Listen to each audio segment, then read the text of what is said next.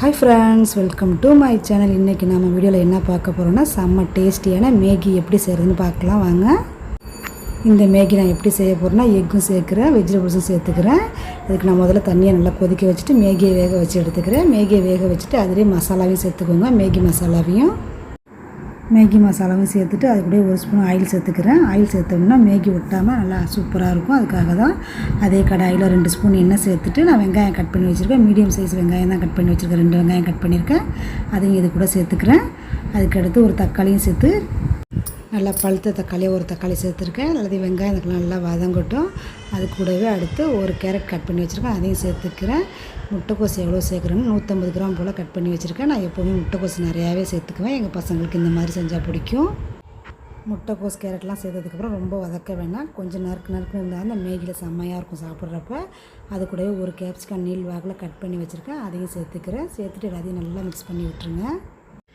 முட்டைக்கோஸ் carrot capsicum எல்லாம் வதக்குறோம்ல, அந்த ஸ்மெல் செம்ம சூப்பராக இருக்கும். எனக்கு ரொம்பவே பிடிக்கும் அது. அடுத்து அது கூடவே 4 முட்டை உடச்சி வச்சுருக்கேன், அதையும் சேர்த்துக்கிறேன்.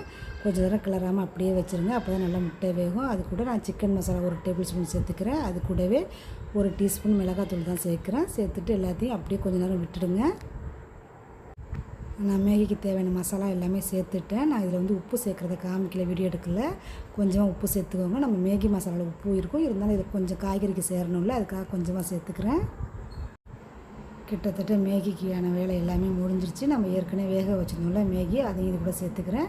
சேர்த்துட்டு காய்கறி முட்டை எல்லாம் சேர்த்துட்டு மிக்ஸ் பண்ணி விட்டுருங்க. இது மிக்ஸ் பண்ணுறப்ப கொஞ்சம் ரொம்ப கிளறிடாமல் மிக்ஸ் பண்ணுங்கள். இப்போ நான் அதுக்கு அடுத்து நான் சோயா சாஸ் கொஞ்சம் சேர்க்குறேன். உங்களுக்கு தேவைப்பட்டால் சேர்த்துக்கோங்க, இல்லாட்டி வேணாம்.